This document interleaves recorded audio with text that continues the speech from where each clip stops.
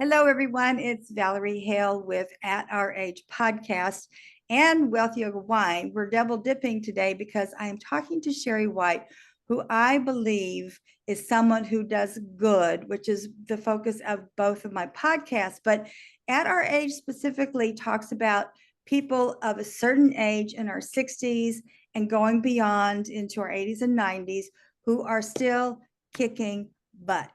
I'm going to have Sheree White, who is a tax expert, share a couple of stories with her. And I want her to start off and share with us why being a tax expert is more important than being just a certified public accountant, because I just learned that after selling my 40 acres, my inn, my rental property. The IRS and I are having some very serious conversations about capital gains. None of my CPA people ever told me after 22 years that I could be in deep doo-doo with the IRS. Let me introduce Sheree, and she's going to explain to us in small bites. She's got a couple of stories of why it's so important to work with someone like her, and her specifically, because I am working with her. This is not a commercial. It's to really help people understand the difference of working with someone like Sheree, who is a good person in this event and not just your certified public accountant. So, Sheree, go right ahead. Okay. Well, thank you, Valerie, for having me. The first thing I want to say is there's nothing wrong with CPAs. Mm. The issue that I think you were trying to bring up is that you or a lot of people don't get what they don't always get what they need from the CPA. They may start out getting what they need, but tax is a optional category. That's how I'll put it for CPAs. They study it in school. Their CPA exam includes tax. The IRS accepts them as one of the three classifications that can represent a client. But if you look at their continuing, or when I looked, I should say, at their continuing education requirements in the state of Florida, just out of curiosity, I learned that tax is an optional category. Mm. That now being said, I am what's called an enrolled agent, and our purpose, our designation is an IRS designation. It allows us to represent clients in front of the IRS. And the important thing here, the important difference is that our specialty is tax. Whether it be tax preparation or tax resolution, our specialty is tax. All of our continuing education requirements are in tax. So when I tell people we're better than a CPA, we're better than a CPA for tax. Yes. Because as opposed to maybe other things. But I think that's what you were getting at. Yes, of course. I'm not the expert, but that's exactly what I want the listening audience to understand. I've always worked with CPAs, but one thing I have learned through this situation is I wish I had met Sheree 22 years ago, because I could have lessened the pain of the capital gains. I think a lot of people don't really understand the capital gains, but why don't you share a story with us where someone thought after working with you for a little bit, they could do it on their own. And then another story where everything came out nice and clean and tidy. Because Oh, well, none of this is quick. None of this is quick. That I understand once you start working with capital gains or tax resolution situation. So I have a client that's been a client of mine for years, a tax preparation client. He knows what I do. He knows how I do it. He knows how good I am. I always feel funny saying that, but he knows how good I am. He had an issue with the IRS that was not a major issue, but I said to him that I can take care of this for you. And he said, no, that's okay. I'll call them myself. And after multiple calls to them, he called me to complain. And I said, first of all, I have a different number to call than you do, or that you can call. And the other thing is, that's what people pay me for. And he said, that's what I get for trying to do it myself. That was his answer. Spending all that time, getting all that aggravation. It ultimately got resolved, but still a lot of time, a lot of aggravation. The other thing that happens with people is when they try to do it themselves. Okay, so that's, and again, not saying you did, but when you try to do it yourself, what a lot of people do, since it's not their area of expertise, they don't know when enough is enough. You know how they don't want to have to deal with whatever they have to deal with, so they might provide more information than was necessary.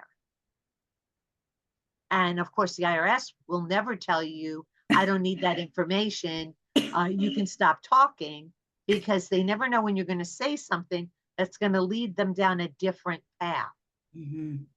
So in all of my training, we have been taught that if we can at all avoid it, talk to the IRS so our client doesn't have to. Don't let them do it. And I hate to say let them, but that's where I come in. I talk to the IRS so you don't have to. And let me interject here, because when my CPA finished my taxes with this amazing capital gains process, she gave me the number to call. I spent days. I can't tell you how many people I talked to. Now, Sheree would not have gone through this because she would have known exactly what to do. Then doing the own research, that's also deadly, because I did two things, which I think I find it hilarious, because I'm working with Sheree now. However, if I hadn't worked with Sheree, I wouldn't think it was funny at all. But doing my research on how to address the capital gains, I filled out two forms, which Sheree knows about. One, I did the uncollectible, but I also did the offer and compromise. So, yeah, so I did both of them. So the IRS doesn't know what's going on with me, and that's why Sheree's taking over, because I didn't know what I was doing. Sheree said the only thing I did right was I bought some time. That's right. You bought some time, and trying to get yourself considered uncollectible is not an easy task. You can apply for it, but the IRS asks for a lot of information, but it does buy time. It buys time for an expert to figure out how is the best way to solve the problem. And I don't want to talk too much about Valerie's particular situation, but it does involve research in terms of going back and looking at old returns, at looking for the things that maybe the CPA didn't include. That's the thing. Could be little things that have a big effect. So that's one of the things that I'm doing. Another story real quick about how important it is to know who you're dealing with, and not assuming that just because they spend a lot of money in radio advertising, they're the best fit for you. Again, client came to us with a tax issue that had been resolved originally by one of those big companies who I won't name, but he had it resolved by them. And when you have an issue, a large issue, Valerie was talking about offer and compromise. When you settle your debt for less than what the debt originally is, you have to be compliant. They have certain rules, right, for a certain length of time.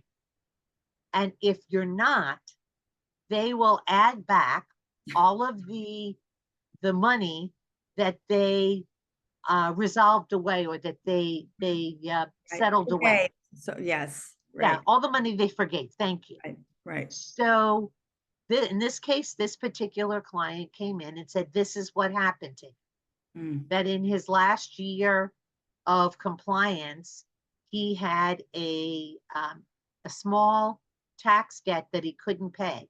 So he called up the IRS and he set up a payment plan. Mhm. That's the first problem. Yeah.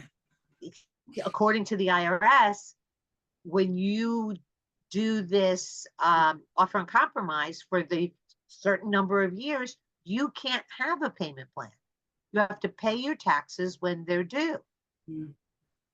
As Mm. far as he was concerned, somebody from the IRS gave him a payment plan and he Here- was allowed to have it because they gave it to him. Right. Okay. 3 months later, he gets a letter from the IRS that says, because you were on a payment plan, you now owe us Oh, that's so painful. several $1,000s. And he called them up and they said, well, this was part of your agreement that you signed. Mm. Okay. Mm. One of two things, or maybe both, didn't happen. Either he didn't read the agreement before he signed it. So lesson there is, if you're going to sign something, particularly if it's from the IRS, read it first. The second thing is, it's possible that that company that shall remain nameless never told him that this is what the obligation was, assuming that he read the paperwork. In our case, we always tell the client, and we always tell them, in addition to verbally, and they're signing the document, but again, if they don't read it, that's not our fault. Right. But we tell them to read. And we tell them to read it in writing. We tell them to read it. So we're covered as far as that's concerned. The last quick story, unless you have something you wanted to interject. No, I One just more think real it's, quick I story. think it's important what you said about, it's just like when you have an attorney and you have a legal issue, you have to read the contract also, but ask the attorney when you're confused, and if there are red flags that you don't understand. That's why if you're signing something by the IRS that you have sent to them after, you reach the solution or the resolution, whichever way you want to look at it, make sure you're conversing with someone like Sheree, because IRS is confusing. And they also want your firstborn child that you've never had. So, I mean, I've been in this situation before, not with capital gains, but I had a CPA in New York who never did my taxes for 4 years. It took a long time to finally find another qualified company to take care of it. And they did. And it was resolved. I paid my payments for, I don't know, 4 or 5 years, paid it in full, had the letter that I paid it in full. But I still feel like with this situation, you want a tax expert like Sheree because you need some hand holding. The IRS, they're serious. And she understands the language, whereas we don't, and we don't need to understand the language. That's why you hire someone like Sheree. So go ahead with the story, but I just wanted people to understand that it is in essence a bit of a hand holding situation, because you know stuff that we will never comprehend. I think instead of telling the story I was going to tell, I'm going to provide just a drop more, shall we say, guidance. Okay. What I want to say is going back to go back to the CPA situation that you had. There's something else to think about when you think about who's doing your taxes or who's resolving a problem for you, who's handling a tax problem for you. So what I always tell people to do is ask 2 questions.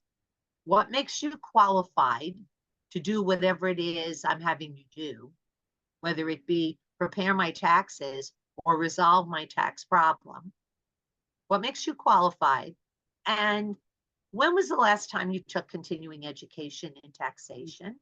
Mm, And if they're doing your taxes. mhm, And the other thing is there are a lot of trainers out there who do tax resolution, train for tax resolution, who say you don't have to know how to do tax preparation to do tax resolution. I beg to differ with that, because if you don't truly understand how the numbers are arrived at, it makes it more difficult, I think, to do the resolution part, because you're looking at it, you're following a formula, you're following forms, but you're not actually understanding how numbers got where they got, what they really mean, mhm. what you need to find out in order to change the outcome.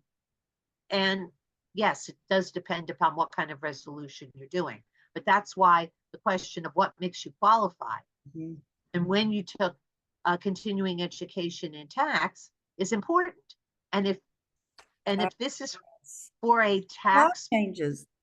The law that's changes. right. That's exactly And the process changes, and it's not the same it was in 2020 as it is today in 2024. They've made so many changes, and they make changes all the time. And it's your job, not our job, to be abreast of that. That's why you get a that's tax expert. I've learned that. that's correct. That's exactly correct. Why you get a tax expert. Right. Well, we are going to continue this because I have told Sheree that she really deserves to have her own podcast show, because I firmly believe I'm not the only one who's facing a capital gain situation. I also believe that Sheree is one of the best people I have ever met on this planet for her knowledge, and she's so cool and calm when it comes to something that I'm probably absolutely petrified about. But I know that I'm in really good hands. But both of my podcasts are truly about people who are doing good for other people, which means their community, and in essence, it means the world. So this is why we're going to continue to do this. And if you start having questions, she has an email, but I want you to send it to my email, which is always in the podcast details, so that Sheree and I can build more of a Q&A online. We're never going to do a call-in show. Not happening. We're too much control freaks. We're too much into control. However, send everybody knows in my podcast details, I have ways to contact me. We're going to continue this probably every other week, because there's way too much information for people to learn about their own situation. And Sheree is always taking classes. So we're going to end with that. You can see Sheree is so smart that she has all of her information right there behind her. I also include that in my podcast details, because I post this on Instagram, LinkedIn, Alignable. She's going out there in the universe for all of you who need some bona fide, educated help. Thank you again, Sheree. Yep, go All ahead. right. I just wanted to remind people that if you're going to send an email to Valerie with a question, don't give any personally identifiable information, because email is not secure. So don't give specifics. You can give general information. A general question. Yeah, don't say I have a situation, because that can go out to you guys. You have no idea. Yeah. All right. Thank you All again, right. Thank you. Sheree. All right.